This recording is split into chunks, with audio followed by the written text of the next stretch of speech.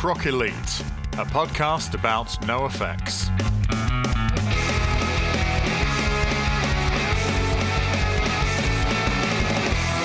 Would you believe it? It's only us back again.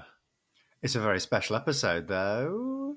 Special episode. It's a very surprising episode. We've been keeping this one under our hats because we didn't want to announce anything until it was in the can. That's what they used to say when they recorded stuff on tape and put it in cans. Bit of audio recording history for you there. Oh, I didn't know that. That's quite interesting. Or was it film? It doesn't matter. It's a dead medium. So we've got an interview today. You might be able to tell from the title. It's with Frank Turner. Yeah, absolutely. And what a fun little interview it was. It really was. We didn't. Do you know what?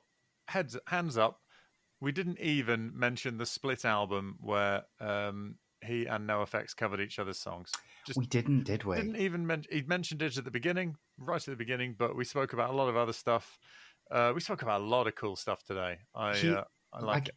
He is one of those dream guests where you just sort of like, you wind him up and let him go. Like the depth of his, like not only like knowledge of NOFX, but his personal relationship with them as well. Like there's a lot of interesting stuff in here. Absolutely, but we're not going to get there immediately. We are going to find out. Well, what have you been up to, Reg? You been doing anything fun? I've not been up to too much. I've been doing like some boring work stuff, but we were both lucky enough to go and see Teenage Bottle Rocket last week. We did. We saw them on today. We're recording this on the Thursday. We saw them on the Sunday, just gone. In Leeds, and they were great. They were really, really great. We went to the Key Club. And we saw Tom Sidwell from Midlife Punk Podcast. Well, it's quite weird, isn't it, doing this podcast stuff? Because within 5 minutes, a couple of people had recognised us from the queue, and we were chatting to, I believe, George and Jez. Yes. Hello, George. Hello, Jez. Hello, welcome. And had a lovely chat. Yeah. We even revealed to them this week's guest. Yes. So actually, yes, two. In total, 5 people knew that we were interviewing Frank Turner. That was us 3. We're including Frank in the 3 of us, and Jez and George. To be fair, my girlfriend knew, and I think I mentioned it to several of my friends, but I didn't announce it publicly. So same. Yeah, it's one of those things. Sometimes that's the problem. Is that sometimes doing a job in the creative world, someone will have had a good gig, or they'll have booked in something really, really nice, or they'll be getting some sort of attention, or people will be going, "Oh, have you heard so and so is doing really well?" And occasionally you can't help but go, "Yeah, but I'm going to interview Frank Turner next week, so shut up." And it's not graceful or elegant. It's ugly, but it is a compulsion when you're feeling insecure. And it is nice, isn't it, to see, like, really proud of this podcast, like, particularly the guests that we're getting on now, having had Karina and Lily from the Meths, Robin from Random Hand, and now Frank Turner. I think it's a lovely array of artists. Absolutely, yes. It took a little while to find a time that we could do, but such is the life of a busy, and you'll find out just how busy he is. If you're not too familiar with Frank Turner, singer-songwriter, although he doesn't care for that term because, but yeah, so he's a musician, a singer, and he is sort of punk adjacent, I suppose, in that he is punk, but the music he makes is not sonically what you'd immediately run to as punk, I suppose. When I mentioned to my girlfriend that we're going to be interviewing Frank Turner, she was a bit like, "Oh, why?" And I was like, "Oh, because he's a big punk artist and he's worked with NOFX." And she's like, "Oh, I kind of just thought it was just nice indie folk music." And I suppose that's the worlds that he straddles. Yeah, the casual listener would hear that and go, would hear sort of any given Frank Turner song and go, "Oh, I think I have the measure of this man." And it goes to prove that one doesn't necessarily have the measure of a man. Absolutely. Like Frank is, so multifaceted in what his career has been and what his career will be. Yeah. And, like, lovely to have a chat with him. Oh, and stick around to the end because I get to ask him my own personal question that's very close to my heart. And I really appreciated his candor. He absolutely answered. I don't think he shied away from any question. No? Maybe favourite member, but I'm pretty sure I sent him the list of questions. I don't know whether he read them beforehand or not. I think he wanted to wing it, it seemed. He wanted to just get some fresh answers. Well, to be honest, if there's anyone who could do it, it would be him, because it honestly sounded like he was reading from a script at some point. So clear with the thoughts coming out of it. This is a great interview. I'm really, really fond of this one because, I'd never met Frank Turner. I don't think I've seen many interviews with him.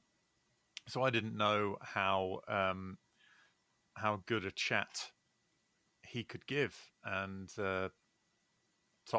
top notch, world notch. He gives world notch chat. You'll be pleased to know that Red and I do very little talking in this episode. It's one of those ones.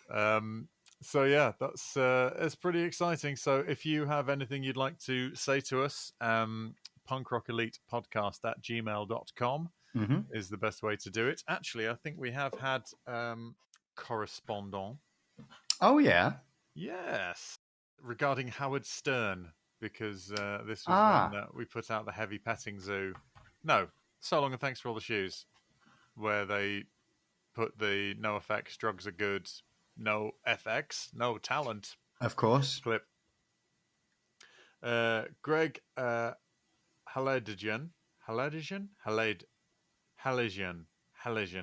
I'm so sorry, Greg. I've pronounced your name probably correctly or nearly correctly on this show before, so just remember that time. Hope you guys are well. Continuing to enjoy the podcast. Thank you. Less of a question, more of a defense/comment about your comments about Howard Stern on the last podcast. I knew you were about to discuss the extra song, as I was awaiting to hear your thoughts. I wasn't sure if you would lean towards being a fan of Howard or not. As you may have already guessed, I am a fan of his show. He normally does not listen to punk or the genre, maybe a Green Day. I'm guessing that was a bit of Green Day. Maybe he listens to a Green Day. But yes, no, we weren't attacking Howard Stern. We were just sort of giving what our general impression of who he is, because I still haven't researched him. Yeah, we really don't know. We're he's not quite the cultural icon over here, sadly, that he is in the States. No, he seems to be doing just fine. Occasionally, I think I might have seen sometimes like on YouTube, it'll recommend, here's an artist being interviewed by Howard Stern. It'll be like a little clip. But I think I tried to watch one once, and it seems that there's Howard Stern, the person being interviewed, and about 20 people who are just also there talking over one another. And it's a bit, it's a bit much for me.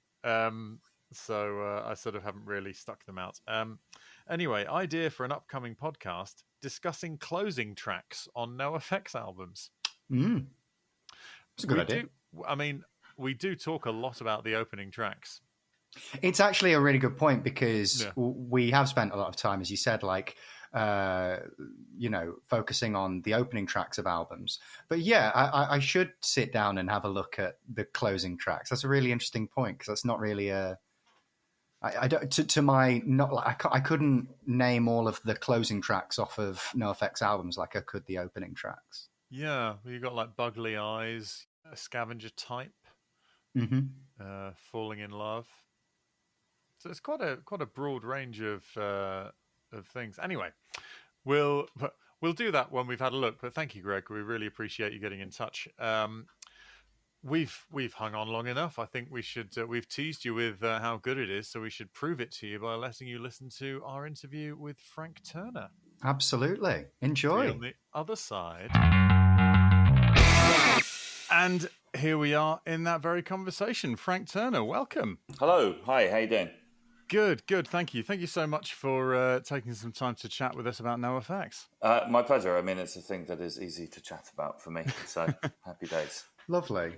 Excellent. Well, for those who may not know, could you just give us a brief rundown of who you are and what you do? Yeah, I kind of detest the expression, but a singer-songwriter.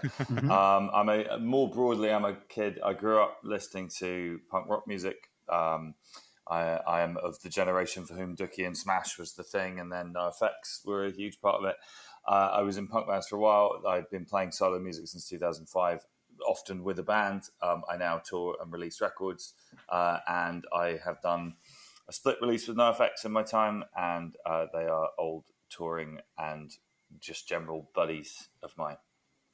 Amazing. That was beautifully concise. I mean, I can go on if you want, but no. We'll dive deeper into all of that stuff. So yeah, I think we're a similar age. So old school to us is Dookie and Smash and that kind of thing. So when was it you sort of remember first encountering sort of punk?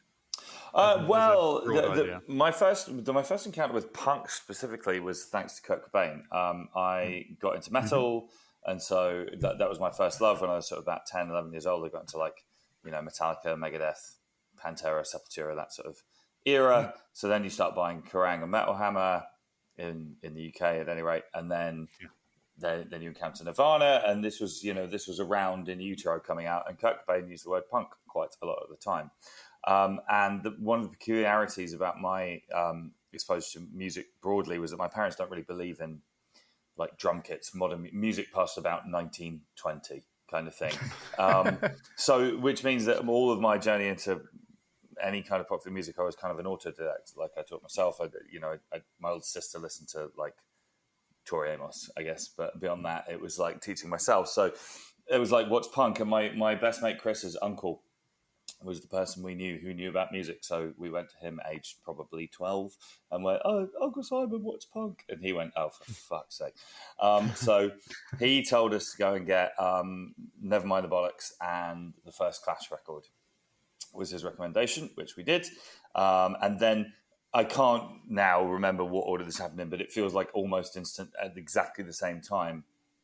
Dookie by Green Day and Smash by The Offspring were the two kind of breakout punk records of that era, as we all know, and like in a way that I think is, looking back, is actually possibly causally related to Kurt Cobain's suicide and the end of Nirvana and the kind of implosion of grunge as a concept. I feel like there was a kind of hunger for both in the public and among journalists for like a new type of guitar music that wasn't quite so self-destructive, maybe. But yeah, so Dookie and Smash arrived, and then most people I knew were into that. Yeah, there was a strange thing when Kurt Cobain died, wasn't there? Where it was like you had a sort of a Christ-like figure, and then all of the people went, "Well, we no longer have them," and started wandering off in different sects. And sort of different strains of it started cropping up, and it's. I know exactly what you mean. Yeah, I mean, if I may be so insider trading, is to recommend my friend Ian Winwood's book Smash, which is about the punk explosion of the 1990s, and he writes at great length about the sort of the link on an industry level. There was a real sense that like the grunge, or more broadly speaking, the kind of alternative guitar thing was just picking up speed, but they could do with some singers who weren't going to be drug addicts who killed themselves or anything like that. I don't mean that to sound as callous as it is, but that was the calculation on the industry side of things, particularly from the kind of American major labels. Obviously, there was stuff already happening. Bad Religion had already been a band for 10 years. Green Day had already released a few records, as had The Offspring and all the rest. But I think that there was some sort of causal link going on there. Yeah, absolutely. It was that thing of looking for the next Nirvana. Yeah.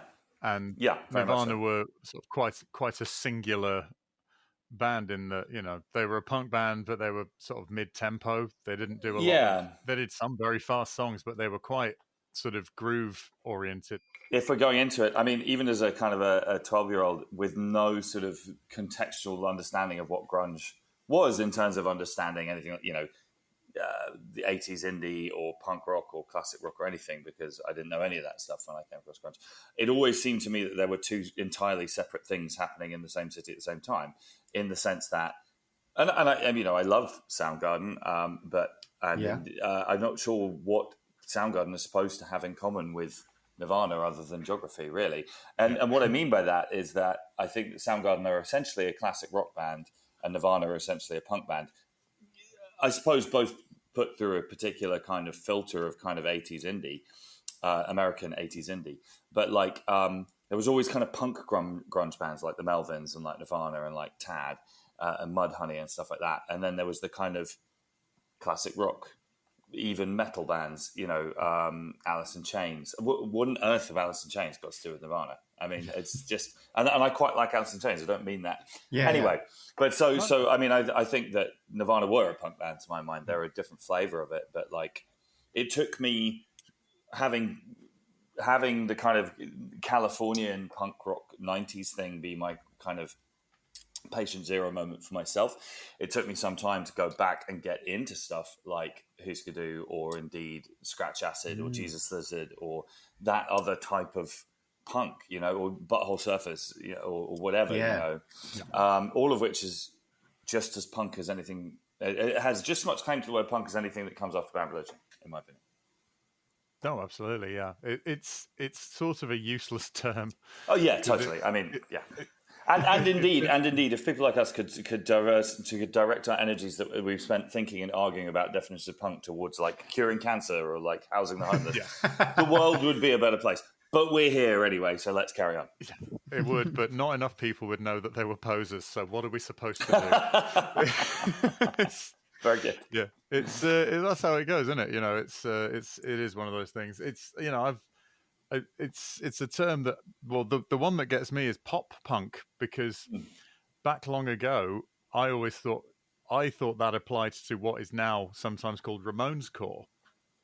Yes, I mean, I know what you mean. I think the Buzzcocks are as quote unquote pop punk as anybody else, but there's a huge sort of confusion going on between kind of I mean, to be honest, we live in a world in which the words indie and major have largely ceased to mean anything particularly at all at this point. That perhaps wasn't so much true in the early 90s, but Adele is on XL. I mean, go figure. So pop punk does the word pop there refer to a kind of intention or a kind of business structuring or sales amounts, or does it refer to a sound thing? Does it basically mean palatable? Does it mean tuneful, I suppose, and all this kind of thing? I guess the thing about punk more broadly for me is that, in a way that I think is this is a sentence that's in danger of disappearing up its own ass, but in a way that is arguably quite punk in and of itself. My feelings about the word punk is entirely context dependent, by which I mean, if I am surrounded by other kind of punk people, I find it very easy to pick holes in the concept and kind of slightly belittle it and argue it out of existence and talk about anything else, really. But if I'm in a room full of people who don't really know what punk is, I will fucking defend it till my dying breath. Do you know what I mean? I will draw my broadsword and stand on a hill. It's there is a sense on which, as a kind of ethos or a set of ethics or a philosophical idea, and I'm not sure it's quite any of those things really, but from my experience of it was as social as much as musical, and it was discovering a self-defined group of people who were kind of opposed to the mainstream. I suppose we probably would have said that in the mid-90s, but I mean, it sounds terribly naff now. For me, punk rock meant kind of sanctuary. It meant to use a modern term, it meant a safe space. Do you know what I mean? And from a number of things, and from the fact that I got shipped off to boarding school as a kid and I hated it and I hated everybody who was there, and I kind of found punk in London and I went to London to go to punk shows, and that was my kind of life raft, if you want. But also, again, demographically, I'm of the age where the kind of the Blur Oasis chart metal thing was aimed at me, as it not personally, but demographically, by kind of marketing executives at major labels. And in the week that it was Country House and whichever the other one. Roll with it. Yes, there we go. In that week, this is definitely true because it was my grandmother's funeral, and that was in Exeter. And I went to a record shop in Exeter, and I got a copy of Black Flag, the first 4 years, on CD from a record store in Exeter, whilst bunking off from the wake, basically. And Roll With It was out and everything. And like I was wearing a suit because I'd been at a funeral, and I went into this record store, and the guy just looked at me like, "What the living fuck is going on? We've got a 15-year-old 14-year-old probably in a suit asking about Black Flag." This is pretty weird. But I got my Black Flag suit. But I mean, and I went home and I had a homemade T-shirt that said "Shit Pop" that I wore to school, and then got beaten up for wearing that because you were allowed to hate each other for not liking Blur and Oasis, and you probably won the competition by liking Pulp. But if you hated all of them, then you were fair game. So, but yeah, so punk was a kind of like it, in a way that on the one hand sort of feels very sort of adolescent and all the rest of it, but it was important to me as a kid. Do you know what I mean? It was my home safe. Do you know what I mean? It's like if you're at a punk show, then it was going to be all right.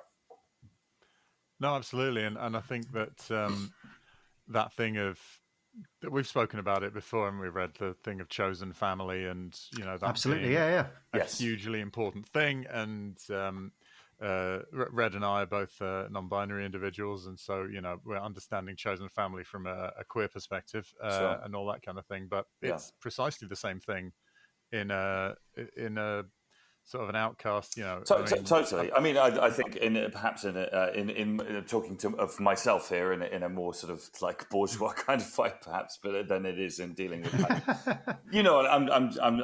but I mean, at the same time, in the recent years, when the kind of conversations about gender identity and that kind of thing have come along, I feel like people from the punk scene just kind of went, sure, cool, like no big deal. Do you know what I mean? Like it was kind of like we're already dealing in this kind of thought landscape and vocabulary anyway. Do you know what I mean? Yeah. So and like I mean, I wouldn't want to take anything away from my good friend Laura for her path beating. I don't know what the word I'm looking for is. Sort of being at the forefront of being publicly out as a transgender woman and all the rest of it. But nevertheless, I was pleasantly surprised by the way that most of the punk scene just went, cool. Do you know what I mean? It's like there were other parts of the world that had to have more serious conversations about it. But specifically what I think of as the kind of genuine punk scene was just like, gotcha, understood, carry on. Do you know what I mean? And it was quite heartening in a way. Absolutely. Yeah, I remember when that happened because it was kind of I hadn't been keeping a huge sort of like a real magnifying glass on against me. I've been ticking along going, haven't heard from them in a while. That would be nice if they released something. And then people were sharing around it was Rolling Stone, I think she did a big interview with. And it was sort of, it was like, okay. But then, I mean, I had one of those things, because we were on tour with Against Me shortly before the Rolling Stone piece came out, and I didn't have any inkling beforehand. But what was kind of cool about it was it came out, and I mean, it was big news. Of course it was. I mean, in many different ways, but like, it was a teachable moment for me. The next time I saw Laura, it was just like not a deal at all. Like it was just still hanging out with my friend. Like, and retrospectively, there are lyrics that pointed in that direction, and yes, absolutely. Perhaps some of us could have paid more attention to that sort of thing in the run-up, but nevertheless, it was just kind of it was just really kind of chill. But equally, would she have copped to it if you'd have approached her about it? Yeah, and it would that have? I mean, So you can't give yourself a hard time if the person is actively keeping that from you until they're ready to. So that's. But it did lead to by far and away my favourite Against Me release. Transcendent Euphoria Blues. Oh yeah. Yeah. Oh yeah. I mean, I think it's my joint favourite album of theirs. But yes, I mean, I think it's a fucking masterpiece. Like, what would be your joint favourite with that? Unfashionably enough, it would be New Wave. Oh, okay, yeah. That was great though. I think, I mean, you know what, funnily enough, I did a podcast about Against Me 2 days ago, so this is all fresh in my mind. There's a guy doing a podcast just about Against Me. It's great. But like, I was really into Crime is Forgiven By when that first came out, and then I slightly lost track of them. They sort of became a bit more of a normal band for a minute, and what I'd enjoyed about them was the fact that it was sort of a solo, well, not quite a solo project, a duo project maybe on Crime. So I sort of slightly tuned out for a record or two, and then I sort of missed the Fat Wreck years of that band. I wasn't really paying attention, and then New Wave came out, and everybody was talking about them in good and bad ways. But you know, they were very sort of du jour. They were touring Foo Fighters, whatever it was, and I was like, oh yeah, I remember this band. I went and checked it out, and I still think New Wave is amazing. And incidentally, to go back to our broad, pointless conversation about punk rock and its definition, I think that there's a very easy way of defining punk rock, and it's the line from New Wave when Laura sings, "We can be the bands that we want to hear." And it's like, there we go, job done. Yeah. Everyone go home now. Yeah. We're off the clock. Do you know what I mean? Like, finally, that's not going to take a lot of ink to let everybody know that. Yeah, do you know what I mean? It's like, could you not let us know this a little earlier? It would have saved some time. We'd be curing cancer. You've been sitting on this for how long? Yeah, no, exactly. No, it's and I thought that one of the reasons that not only will Laura have been a better songwriter because she'd been doing it for X years longer than she had the last time they released any music, but also that little bit of self-censorship, that little bit of shield will have dropped. And so, you know, and being genuine, being authentic, which is another thing that comes under the broad punk, you know, is it punk, is it authentic, and all that kind of thing. Anyway, that's we're deviating a bit. Do you remember, Frank, the first time you heard NOFX? Yeah, we're back on topic, thank God. We're trying. I feel like the three of us could probably spiral out of control quite easily. I'm enjoying this conversation. It'll happen again, don't worry. Okay. But we'll try and we'll rein it in. Let's make at least an attempt to stay on topic. I don't have a specific memory of like a light going off and a light being switched and NOFX. My enduring memory of that period of my life is that in a way that I think it's really important not to kind of imbue with any sort of like moral worth, right? But for every 10 people who had a copy of, let's say, Dookie, maybe 4 of them would then discover who NOFX were. And then maybe 3 of them would discover Everything Sucks, and 2 of them would discover Social D, and 1 of them would find their way to Bad Religion, let's say, or even Black Flag or whatever. So there was a kind of filtration process. I mean, like I say, I'm old enough now to look at that and say that doesn't make you a better human for having, arguably it means you probably had fewer friends at the time. That was certainly true of me. Hi. But you know, so there was definitely, it was kind of like, some people were like, Dookie is cool. And then whenever the next thing was on the radio, this also now is cool. You know, whereas there was a kind of like there was a sort of core of people who were more interested, and I felt like NOFX were kind of like the top of the underground, if you see what I mean. Like the first band you'd run into if you decided to kind of open the trapdoor and go down a flight of stairs, in a good way, you know. And I do think like one of Mike's sort of things he talks about a lot, which is, I think he is perfectly entitled to do so, is that they're almost like the biggest band that never sold out, certainly of that era, depending on your definition of selling out, of course. But like, you know, they've never been in the major. They've never really had a hit single. They don't really have one record that overshadows all the others. I mean, possibly Punk and Drublick, but I think that was an accident of timing more than of kind of musicality, by which I mean I love that record, but I think Solomon Sanctuary Shoes is as good, and on and on. So I remember, you know, I have a specific friend, and we were probably kind of smoking a bit of a car tire that his older brother had sold to us as hash in his bedroom. You know what I mean? And it's like, I feel really weird. I guess this is being high. That's a pretty strong feature of that period of my life. And then you know, listening to Punk and Drublick, and pretty instantaneously loving it. I mean, it's one of those records, particularly Punk and Drublick. I mean, White Trash as well. where it's like I can't now remember a period of my life where I was listening to it all the time, but I know every fucking word and note on that record. And Heavy Petting Zoo as well. And then the first record they put out when I was already a fan was So Long and Thanks for All the Shoes, and I remember that. Possibly Heavy Petting Zoo, but definitely So Long and Thanks for All the Shoes. And I remember kind of getting that when it came out as the new NoFX record. Yeah, amazing. So it's you don't always sort of remember, because sometimes you never know whether people have got tapes from older siblings and stuff they're just on in the background, sure. or they've and all this kind of thing. But it's so that would be sort of like, let me see, So Long was 98, something like that. Yeah, so I mean, I was definitely into them kind of prior to this. Sort of my kind of it's mid-90s. I mean, 1998 was a hugely sort of pivotal year for me in many different ways. I went straight edge in 1998. You'll be tickled to discover. For like 4 years, I might add. Being 16, lots of things happened. I did my first tour. I put out a zine. I lost my virginity. It was a big year. And So Long and Thanks for All the Shoes came out. So big year. I mean, I don't know Mike personally, but I imagine he would take credit for all those other things happening. Yes, I'm sure he would. Yes, absolutely. Well, I mean, if you hadn't heard "Eat the Meek," then that would never have happened. So, possibly. I mean, I don't think that I lost my virginity to an NOFX record. No.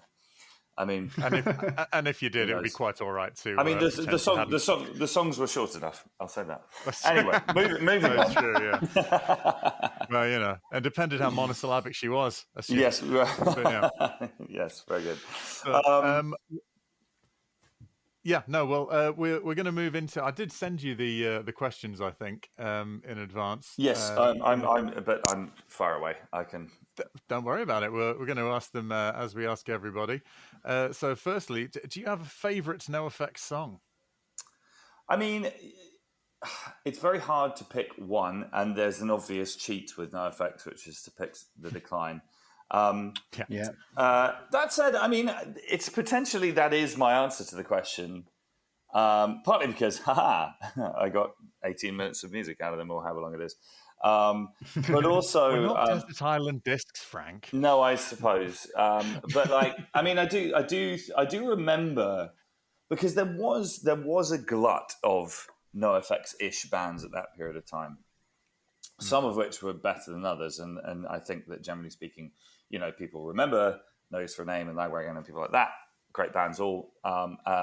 There were quite a lot of others, and I remember kind of getting, whether it would be Fat Music, Fat People. This was a period of time, as I'm sure you remember, where no internet for music. So there was a local record store to me who would put aside anything with Epitaph or Fat Record on for me for when I came in. And more often than not, if I had the money, I would buy it. And sometimes that meant I got some great records, and sometimes it meant I ended up with like 6 Down by Law albums, which is more Down by Law albums than, I don't know if it was 6. It was I had quite a few records by Down by Law and wasn't a huge fan. So do you know what I mean? Like there was but I feel like when The Decline came out, there was a real sense of them kind of being like, no, we're definitely like ahead of the pack, as it were. Do you know what I mean? Not only did we arguably do this first, although interestingly, Mike would dispute that strongly. Mike, to this day, maintains that NoFX are basically a Bad Religion covers band, which I find really interesting. For lots of different reasons. I don't go for the RKL erasure that he's going on for there. Yeah, well, I mean, one of the things I personally, and I say this with all the respect in the world, and I have said this to members of the band, I was never the biggest Bad Religion fan, personally. I've always respected Bad Religion enormously, but they never quite grabbed my heart, whereas NoFX...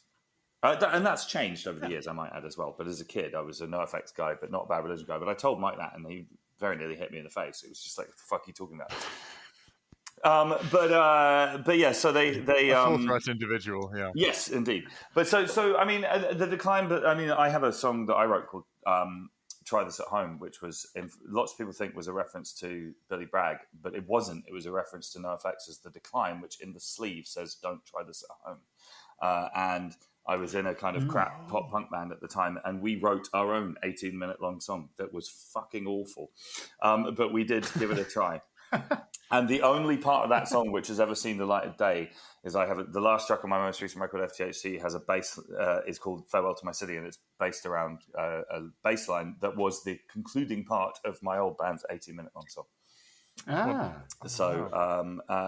the rest of it, I mean, I do occasionally think about mining the rest of it for parts because there's some moments, but not many, that are worth salvaging.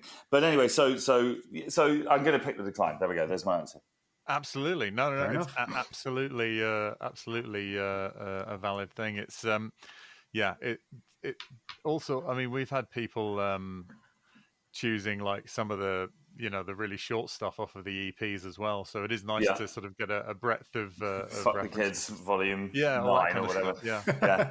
Yeah. I mean, it's important to say as well that, I mean, I think the Decline's incredible and has some beautiful lyrics in it and all the rest of it. It's also incidentally kind of how I know them. This is a story worth throwing in at this juncture, given our chosen topic for the day.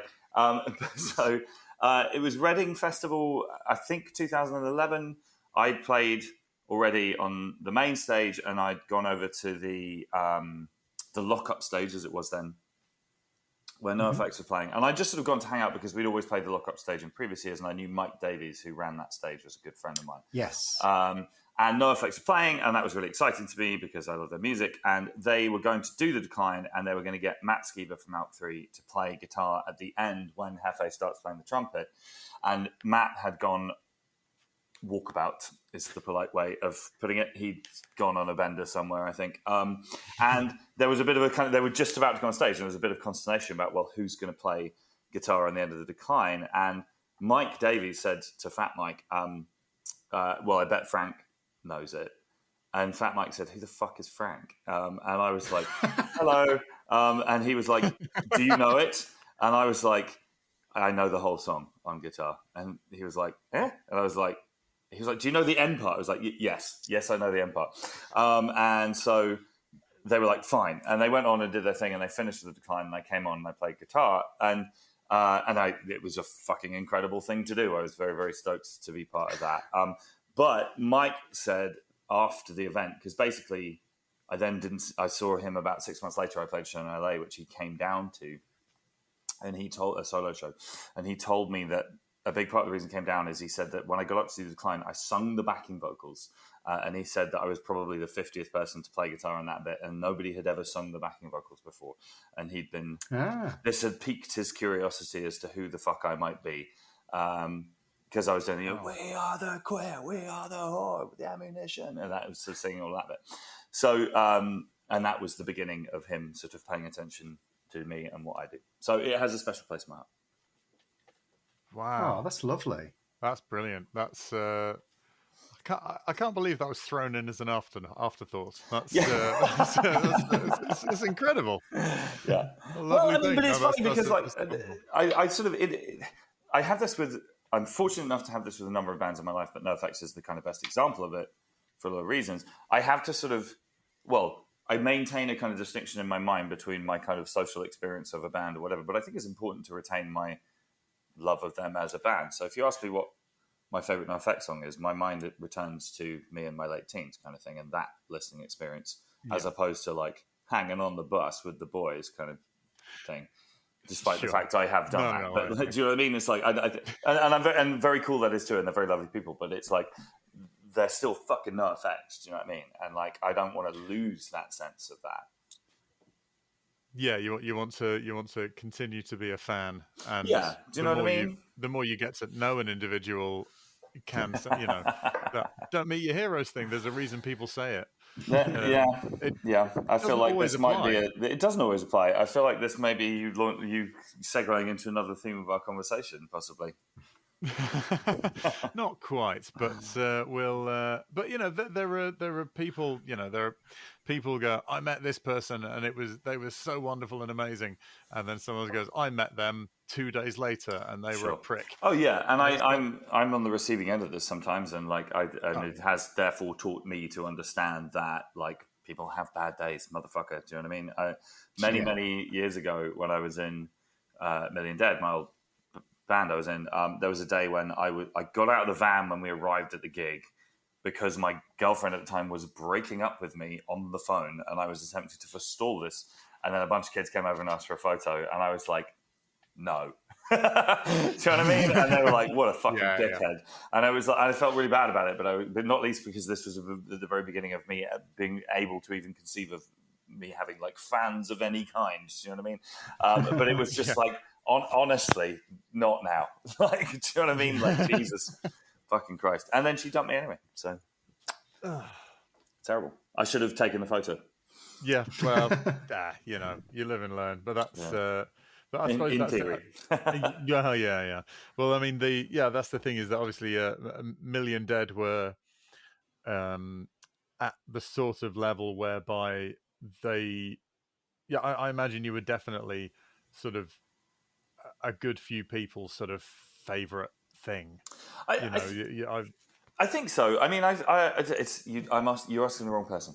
I mean, I'd imagine so. I get it, but yeah, there are some tattoos out there and that sort of thing for contemporaneous ones as well. But like, I mean, to this day, I try not to think about that kind of thing too hard because it seems dangerous. I only say because I know my friend Owen was in a band called Colour of Fire, and so seeing them having sort of fans, I'm like, what you're getting excited about Owen for? Yeah, well, of course. Weird.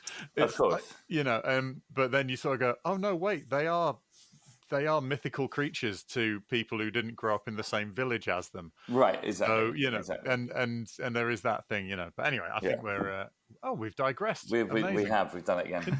Can you imagine? Question number 2. Do you have a favorite NOFX album? I mean,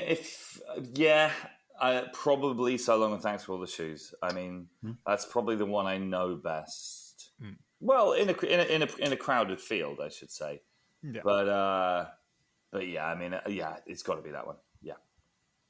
It's Eddie's favorite as well. It's my favorite too. Right. Yes. Slap Facts. And again, Slap Facts, and I'm pretty sure that again it was the most recent one. I don't know if it came out before or after I got into them. I just know that it was the new one. Right. And it had the chocolate, vanilla, and strawberry front cover, and kind of just also like them kind of like So Long and Thanks for All the Shoes, the idea that they were kind of like leaving kind of Warped Tour behind or whatever.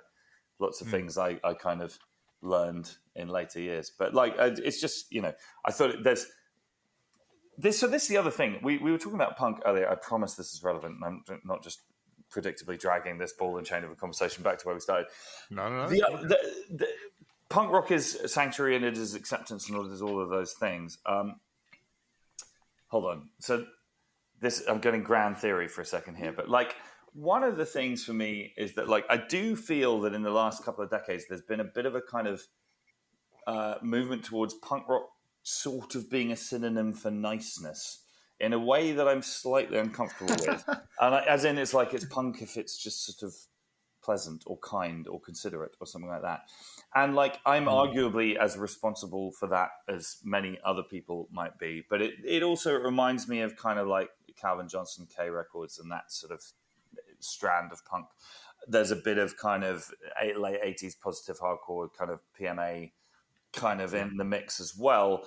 But it's sort of, I mean, to be blunt, the be kind, be more kind. That was my, there is a kind of sense in which there are people there. I feel like there are younger people, and I mean, ultimately, like punk means whatever the people using the word choose it to mean. But like, sort of punk just means being kind of nice to people, and I slightly that feels like it's not the full story to me, or it feels, to me there is also a strand of punk rock which is just kind of like rejectionist. It's kind of it's just offensive, or it has the potential to be offensive. I'm not sure it's needlessly offensive, but like I feel like there was a big debate about Mike kind of like kicking some guy who grabbed him around the neck, and it was like which was just horse shit from top to bottom, incidentally.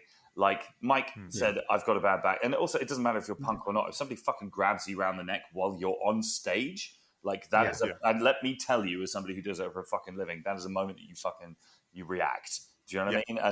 And not only do you react, you're within your fucking rights to react as well.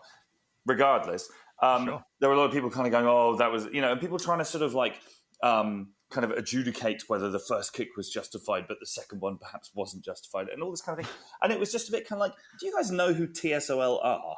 Do you know what I mean? And like, what do you think was like going on at punk shows in the 80s and like the Dwarves? Do you know what I mean? Or fucking Butthole Surfers? Else.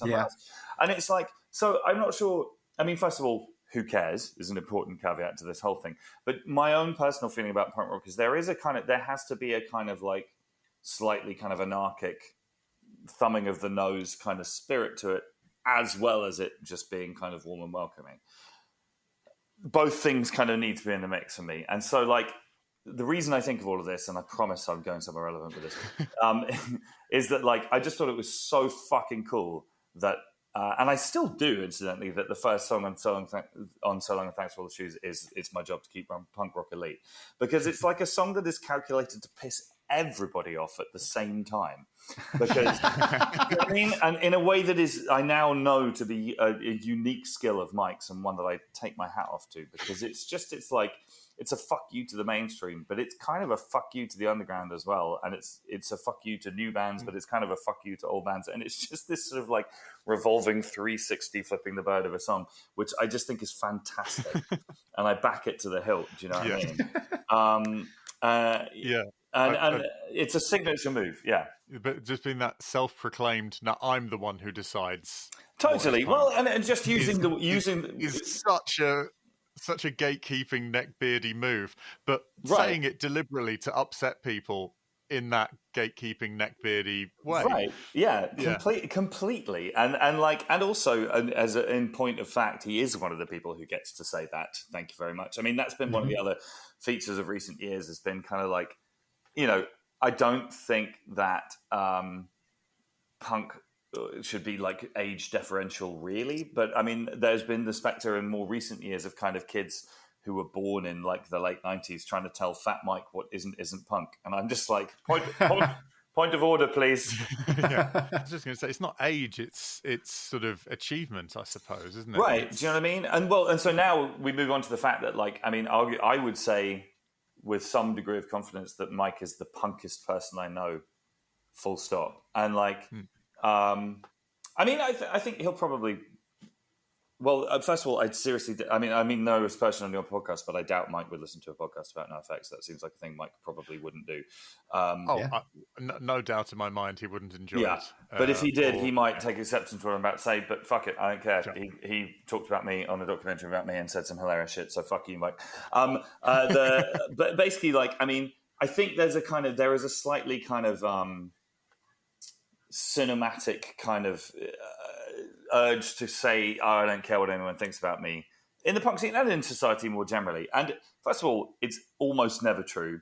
And it probably shouldn't be true because there's something almost kind of like on the spectrum about not caring what anyone thinks about you. I'm not sure how desirable a trait that actually is in real life.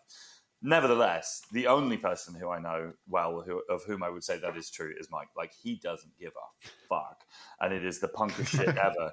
And like, we've been friends for well over a decade now, and I consider him a good friend. But there are still plenty of moments when I'm just like, fuck, that fucking hell, dude. Like, and I say that with love, but like, he's punk as fuck. Like, he doesn't care. Yeah, it's weird because he always cites like Fletcher from Pennywise or other people as being the punkest people, and I think what he means is people who will pick you up, throw you in a bin, and then go, "Do you want a drink?" Yeah, totally. I mean, Fletcher's a funny one for me because Fletcher is a little too strong. Somehow, like he genuinely does kind of damage people and things in a slightly kind of like oblivious way, and I'm not saying he has a bad heart at all, but like it can be physically challenging to be kind of manhandled by Fletcher. I'll say that. but that's it, and I think Mike sort of maybe, or I've seen interviews and stuff where he seems to sort of idealize that sort of Fletcher, or just sort of sort of wander into a place like eating a pasty and wonder how strong the door is. Yeah, And totally. then, He definitely, that yeah, kind of thing. What's going on in here? Poof. yeah, And yeah, and I completely. think he likes that because there's an element of danger. Right. Well, and I guess that's the thing. Like, I guess to go back to what I was saying more broadly about punk rock is like I think there's an interesting kind of discussion about the word safe. I suppose would be the thing because it's like, I like the idea of punk rock being a safe place to be for myself, but if I don't want the art that comes out of that to be safe necessarily, personally. I mean, I like the offensive bits of NOFX. I like the fact that there are moments when you're just like, oh no, they're not going there, are they? And then they are. They almost always are. So I mean, I think there's with NOFX and with punk rock more broadly, I like to sort of try and take the whole package. Let's say that. It just reminded me of, for some reason, the most punk of all of the young adult novels, but The Lion, the Witch and the Wardrobe. There's a bit where the Pevensey children are asking Mr. Beaver about Aslan, and one of them says, when we meet him, is it safe? And he goes, safe? Of course he isn't safe, but he's good. And I thought, okay, yeah. I like that, yeah. If I end up nicking that in some sort of musical context, take the credit. I will do, no worries. Hello everyone, Eddie here. Red and I hope you're enjoying our show. If you have been and would like to help us make it a little more easily, then you can donate to us at our Ko-fi page, which is ko-fi.com/punkrockelite, or you can look in the show notes for our link tree. If you can't help us financially, we totally understand, but would love it if you spread the word to other people who would like this podcast. We thank you for your continued support. We massively appreciate it. Back to the show. You've already mentioned that you think The Decline contains some beautiful lyrics, but do you have a sort of a favourite lyric, either as a whole or just a single line or a couplet or whatever? Yeah, I mean, many. But actually, I would cite... The song of theirs that fucked me up the most in recent years was the song Birmingham off single album. Because, not least because I think I can say this freely, like Mike and I have done a lot of drugs together, and drugs have been a feature and not an especially useful one of my life for many years. And I have largely kind of moved beyond that in my life. That's a whole other conversation. But anyway, sure. We've done a lot together. We are not qualified to undertake, I assure you. We've done a lot of drugs together and had some pretty DMCs, you know what I mean, deep and meaningful chats in that context, actually. And that song Birmingham really, like, in a good way, slightly broke my heart, and like it was such a raw song. And as a, well, I mean, I was going to say former addict, but we're not really supposed to say that. As an addict, whatever. Like the line, I don't like doing drugs, I just like doing more, just fucking kills me because it is so incredibly on the nose and on the money. And it is, as somebody who's had a lot of problems with that stuff, like you find yourself in that situation where if you do one line, then you're going to be going for 5 straight days. And you find yourself looking at that first one and going like, I don't really want to do this, but then you do, and then you're off to the fucking races, and all the rest. So that was, I mean, I think Mike is a great lyricist. I love a lot of his words, but that one is, I called him up after I listened to that song for the first time and said, thanks, man, that actually helped. Wow. It's interesting. I remember having that song stuck out on that single album, I think. Yeah, single album, yeah. That one did stick out as being one that really caught me off guard. Yeah. And it's not something I normally talk about, but I do have a history of disordered eating, let's say. Right. And that don't like doing drugs, I just like doing more. Again, was sort of if you made that, this is so cool. But if you turn that from pills to cake, No, sure. I mean, you know what I mean? Yeah. It's like I live in a cake. I know. That's why I can't listen to "I Live in a Cake." I used to. No, but I can't listen to "I Live in a Cake" because it's "I live in a cake." That's the main reason. But yeah, so it is. There is that thing of Mike has a very singular way of expressing stuff, of very simply expressing some stuff that is complex and does sort of contain multitudes. So yeah, that's a great choice. Thank you for that, Franco. Appreciate the candor. This one might be, you may well have a lot to choose from. Do you have a favorite memory of NoFX? Now, if you want to, you can choose a pre-friend, post-friend split. Or I mean, as a fan, as an acquaintance, whatever you like. Yeah, I know what you mean. I mean, I'm trying. The thing is, like, I'm friendly with everybody in NoFX, but Mike is the one who I am most friends with, let's say. So if you say NoFX, I mean it's a more collective thing. I mean, I remember. So this is going to sound slightly hysteric for a second, but like essentially, my band, who I tour with, the Sleeping Souls, who are my guys, but like. They are all guys from more of a kind of, broadly speaking, like indie to rock kind of background. So my own kind of proclivities for obscurantist punk rock has always been kind of my thing rather than our thing. Let's say that. But then, you know, for example, we got a tour with opening for Social D in the States in 2010. Sorry, I lost my mind. Nobody else in my band had heard of Social D. So there's long been a kind of dynamic between the four of them and me that like it's like, oh, it's one of Frank's fucking little punk bands that he likes or whatever, whether it's at festivals or late night on the bus, me trying to explain to people that Butthole Surf is the most important band in the 1980s, or, you know, or kind of demonstrating that I still know every single word to the first 4 Propaganda records or whatever it might be. And there was we did after that first thing at Reading, we did a bunch of festivals with them one summer, probably 2013, 2014, something like that. Can't quite remember. It was in Germany. I remember that. And I kind of was like, we'd played already and NoFX were going on. And I was like, guys, fuck, let's go and see NoFX. They're incredible. And everyone's like, is it one of your little punk bands kind of thing? And I remember that, you know, because I quite often play the music they don't like is also part of this conversation itself. You know what I mean? I'm just like, listen to Discharge. And they're like, no. But anyway, so I managed to talk everybody into going to watch NoFX from the side of the stage at this German festival. And it was just a really cool thing because NoFX were absolutely on fire. They were so good. The set list was great. And the first concession from my band was like, holy fuck, these guys can play. Like, they're actually really, really good musicians.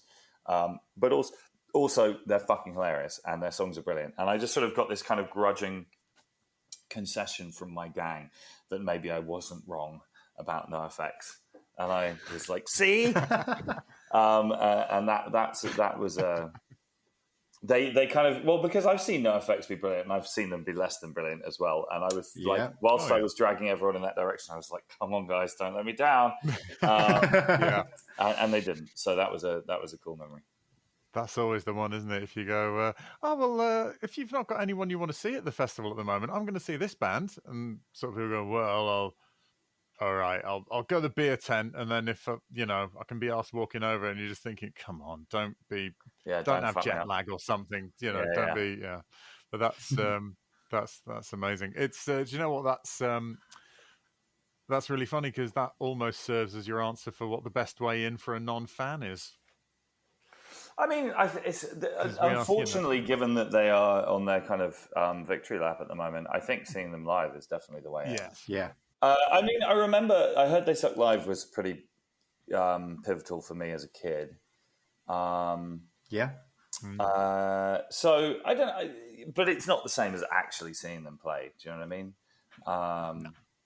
They're just, and almost the kind of like, because this is the thing, I've seen them suck, but like even then they were still pretty tight.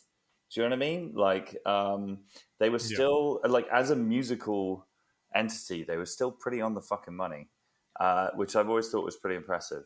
But I've seen them do that thing of kind of rock up and open up a show and be like, yeah, this is our rehearsal for the tour. Basically, we haven't seen each other in 3 months, and we're just going to see how this goes, kind of thing. And they're not joking. No. And it's just kind of like, fucking hell, dude. Yeah, it's not a cute conceit. It's totally happening that way. Yeah, it's funny. I've never seen Smelly suck.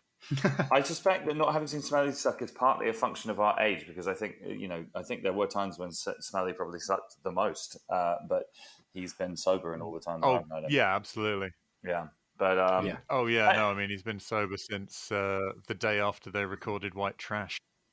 Right. I mean, I think Hefe's pretty on the money. Hefe's a sensational musician. Like, he's a genuinely brilliant player. I mean, they're all great, but like, anyway.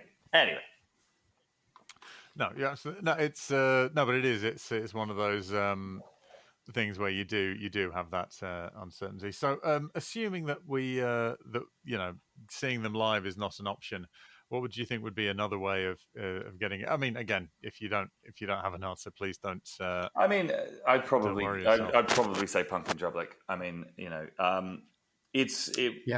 it feels like the record where they kind of coalesced.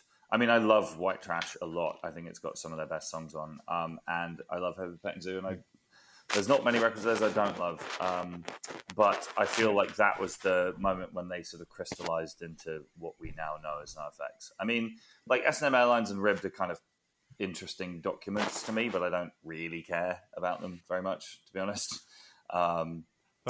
That's how we described the first two albums, on Liberal Animation and S&M. The conclusion that if turns out you really love NOFX, give them a spin and get an idea of that period of NOFX. I think one of the things I find interesting about NOFX is they're a band who learned how to be a band very, very publicly.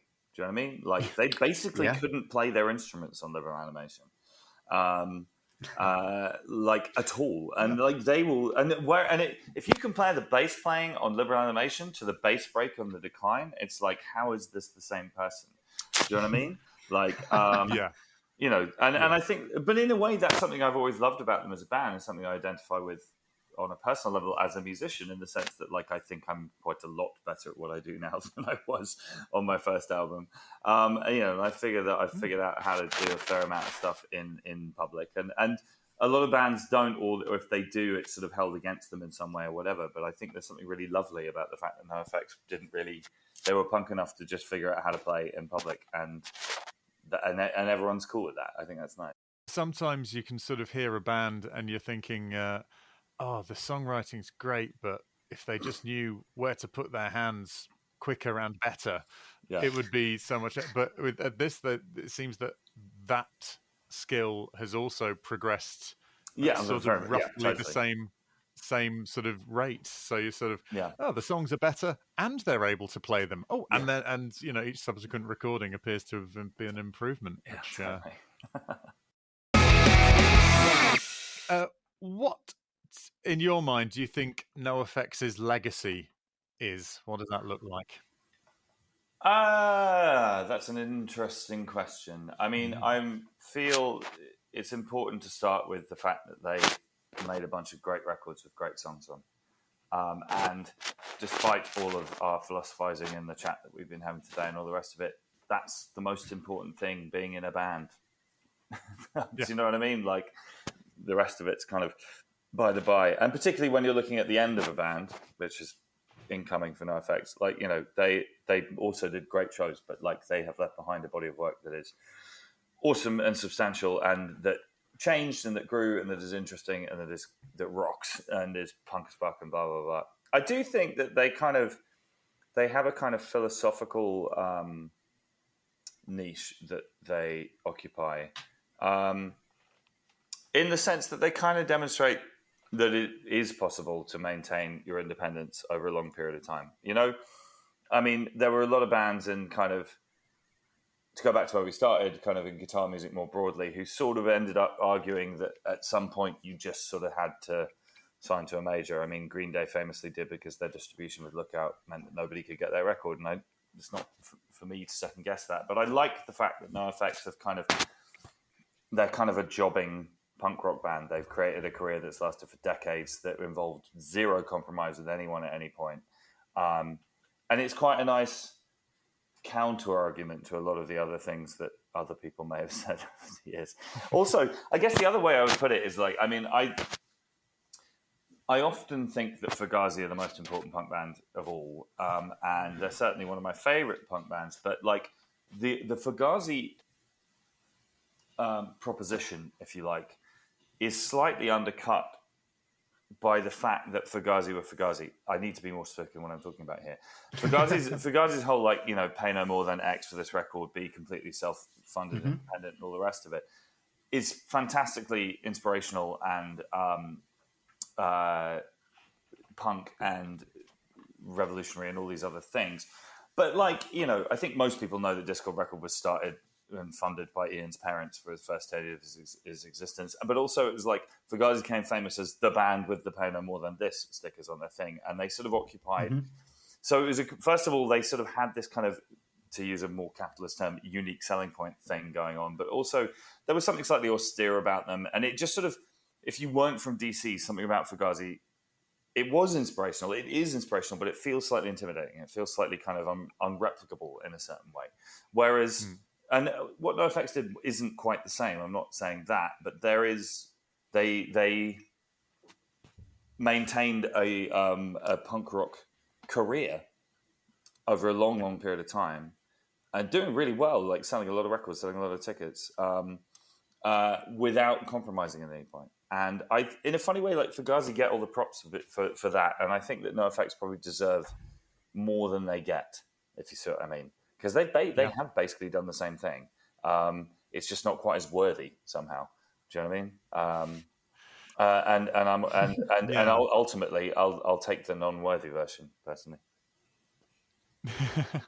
That's a brilliant comparison to make, because you're absolutely right that there is a sort of, you know, thou shalt not question Fugazi kind of vibe to a lot of and I mean, as I say, I adore Fugazi, and I know Ian a little as well, and he's actually nowhere near as kind of like po-faced as popular culture sometimes tries to make him out to be. He's a funny dude, he's a nice guy, and all the rest. But yeah, there is a sense to which, I mean, so okay, this is related to this, but like the reason I adore the Sex Pistols, the reason I like the Sex Pistols more than the Clash, is partly because I just like the music more. And always did. But it's also the fact that I love the Clash, but the Clash currently, they have exhibitions in the Museum of London, and they have lovely articles written about how wonderful they all were in the Guardian art supplement and all this kind of thing. And 40 plus years on, the Sex Pistols are still a little bit like unacceptable to sort of mainstream culture. Even like the arts world, the Sex Pistols are a bit de trop kind of thing. And I think that is the punkest fucking thing ever. Do you know what I mean? The fact that, and it makes me laugh my trousers off, the way that some people are just kind of like, well, I mean, you know, John Lydon's just a bit much. Do you know what I mean? And it's like, that's the fucking point. That's always been the point. And the fact that he still is 40 years later means he's winning. It means he's doing the thing. And if you don't recognize that, then you don't know what punk is, and you never fucking did. Do you know what I mean? And it's like, God damn, like, and there's, so on a similar level, there's something about NoFX is still a bit kind of like, they're not quite pitchfork friendly somehow. You know what I mean? And like, fucking all power. They're not neckbeard friendly, and like, good for them. Do you know what I mean? Because punk shouldn't be. Do you know what I mean? There should be something anarchic and disruptive, and all of those things about punk rock. And it's not. They're not kind of like chin strokey, and they never fucking will be. And I like them more for that. It's there is something. When sort of we'll get to go back to sort of quite early what we were talking about, the Oasis Blur thing, when that Britpop thing, which was I always find it really interesting that the cover of Melody Maker that had Kurt Cobain's sort of obituary on it, the black and white picture and his name and the dates, the years. the following week was Oasis's first ever Melody Maker cover. Wow. And it sort of showed a real shift in navel-gazy, sort of self-loathing-y. I know Nirvana were more than that, but the public perception to a band whose first song on their first album was "Tonight I'm a Rock and Roll Star." Yeah, and it sort of really shifted the gears and stuff. But the thing is that my friends and I, our parents, heard Blur and Oasis and went, "Oh well, this does remind us of songs that of music that we listened to when we were young." Yeah. And so then it sort of goes, "Oh well, that's not quite as exciting, And yeah, totally. It's not quite as the first time I heard rejectionist. about Keith Moon. Yeah, the first time I heard about Keith Moon driving a car into a swimming pool, or whoever it was, Brian Jones, one of them, was my dad comparing Liam Gallagher breaking a glass to, well, it's not really driving a limousine into a swimming pool, is it? and it's like, the magic's being taken out of this quite quickly, Father. I don't know why you're doing this to me, but Yeah, but this is it. Like, there should be something just kind of that doesn't quite. I mean, the line that's from a Propaganda song, which where he says, talking about rounding off the jagged edges. Do you know what I mean? And like, there's been a lot of that in every wave of punk rock historically has had a kind of moment when there's a bunch of people who do a tidy version after the event and probably then sell more records. And like, I'm old enough to sit here and it's fucking whatever. Who cares? Like, good luck to everybody. I'm not casting aspersions, but like, in terms of my personal preference, I'll take the untidy version. Well, even Bad Religion put 21st Century Digital Boy they did on Stranger Than Fiction after releasing it on the Epitaph version, and that's the pressure you come under, I suppose, from a label that really cares about the number of records you sell rather than putting out a good record. So but that's it, and it's no, I think that's of sticking to what. So basically, to boil down your words against your will, perhaps, is they've stuck to what they wanted to do, whilst being a nuisance about it. I mean, essentially, yes. Like, and it's not good. Yes, I'll sign off on that. Yeah. And I can't think of anything more exciting. It's sort of you don't really want to be the worthy children's book. You want to be the Beano, don't you? So you've got right, to be totally. And there are definitely moments when they've been sort of, well, certainly Mike's been his own worst enemy kind of thing. But like, I wouldn't change him for the world. Do you know what I mean? He wouldn't be Fat Mike if he wasn't exactly who he is. And in the wake of the band sort of moving towards its finish line or whatever, he remains exactly who the fuck he is, and he still doesn't care. And he doesn't care about anything that any of us say on this podcast either. So good for Which him. is just as well, given some of our previous episodes. But no, and that's and to be honest, that's probably like you say, having absolutely zero care about what other people think is possibly not the most healthy way. But broadly, 90% not caring is probably a pretty blissful existence. Yes, totally. Yeah. One I sort of aspire to. We've come to our final question, Frank. And very excited. It's a goodie. It's a goodie. Who's your favourite member of NOFX? Oh, come on. Fuck's sake. I'm sort of... I'm duty bound to say Smelly, really. No, I mean, they are all... In fact, you know who my favourite member of NOFX is? Kent. Brilliant. Yeah, Kent, 100% Kent is my favourite member of NOFX.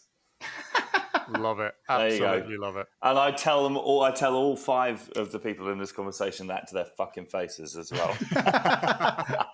This is great. We love an answer hack. I mean, Kent it should be talked about more in general. He's one of the fucking... If there is a heaven, Kent is going to heaven. I will say that. Absolutely agree. Like, God damn, he's one of the fucking nicest, coolest people. I mean, he's really funny and he's good to be around, but he's been an excellent friend and person I can ask for advice about stuff over the years as well. So, like, all power to Kent. Also, I should tell you this story. I'll try and tell the publicly acceptable version of this story.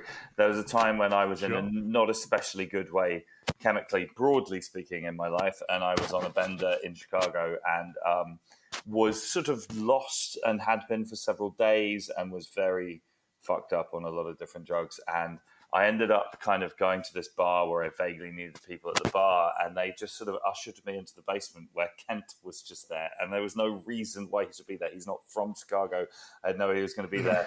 He was, and they were just like, "Kent will look after you now," and I was like, and he did, and he just looked up. He made sure. I mean, he was also quite fucked up, but he just sort of gave me a big hug, and he was like, "You're going to be fine. Sit down, calm down. We're going to be all right." So, always check your neighborhood basement bar for Kent. You never know.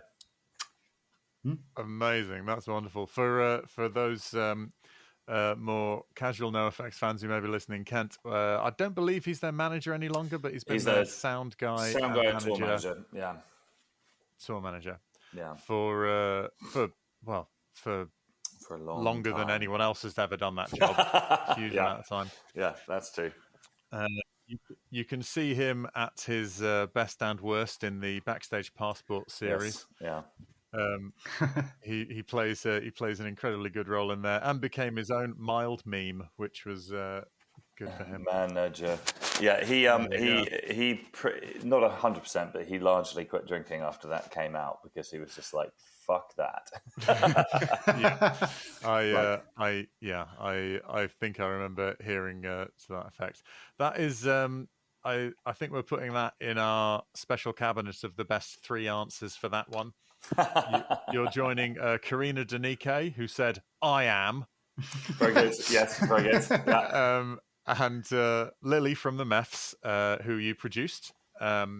Lily said, Lily responded with, "Can I rank them?" Fucking hell. And she did. At number 1, it was Smelly, Melvin, and El Hef, as she referred to him. And at number 4 was Mike. Right, okay, very good. I don't think Mike would want to be number 1. No, probably not. That's not really his thing. No, but wouldn't that just annoy him brilliantly? Anyway, Yeah. But that's gone. Before we wrapped up as well, I wanted to ask Frank a quick question, if I could. Sure. I'm a big fan of the band formerly known as Mongol Horde, which I learn has been renamed to Mingle Hard. Mingle Hard, yeah. Do you have any plans of any more live shows at all? Yeah, yes, but I mean, fuck. Come on. But well, the problem with it is that like basically like both of the other members of the band have 2 children now. Yeah. And I, in terms of everyone's kind of diary, I tax that pretty severely with my own stuff. And like, I guess one of the rules with Mingle Hard is that it's always it has to be fun and just fun. Great. You know what I mean? Like, and if it starts feeling like work, then we just sort of don't do it. We demoed 14 new tracks about 3 years ago and then did nothing else. In about the most Mingle Hard thing ever. I mean, someday. I mean, the other thing is, it should be noted that we're all getting older as well, and certainly vocally, it's getting harder for me to do that kind of thing. But I mean, I guess what I mean is hypothetically, in theory, on paper, yes, absolutely, we'd all love to. But like, when actually, practically, that's going to happen, I couldn't tell you because I'm in the middle of an insane tour schedule. And then I've got a new record coming out next year. So yes, you're. Thank you so much. Sorry. I'll allow Red to thank you. Yes. So you're setting off on tour tomorrow as a day back of on the road. recording. Yes. And... heading to Europe for some festivals in Belgium and Slovenia and Switzerland and Germany, and then we have Reading and Leeds and Towsey and something else, and then I'm back in America, and then Lost Evening, and I play shows. That's what I do. But also, we'll be mixing a new record that will be out in the spring, I would say, next year. So lots to look forward to, or at least for me to look forward to. Maybe not for anybody else, but I'm looking forward to it.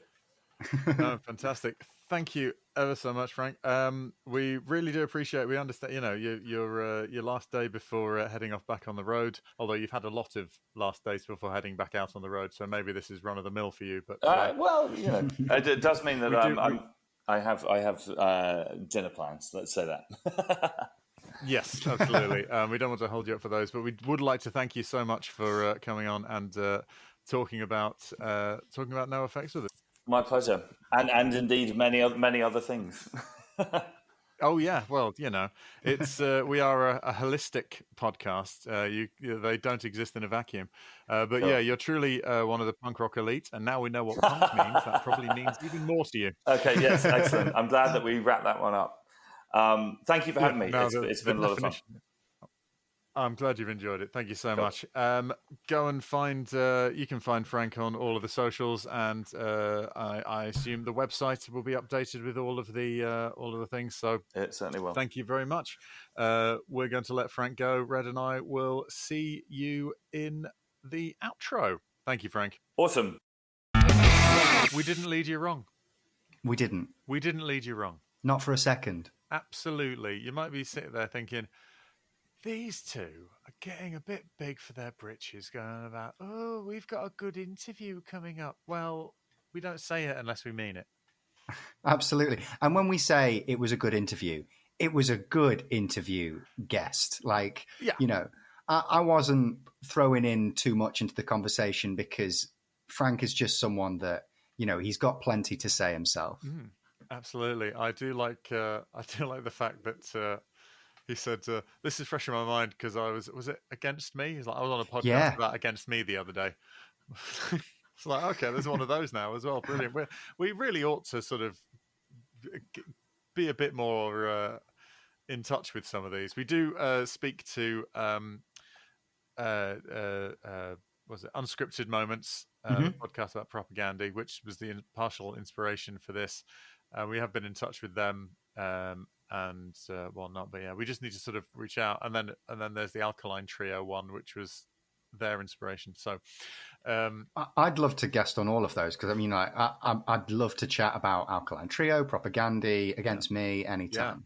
Yeah, absolutely. So we'll put this out there as we are happy to cross pollinate.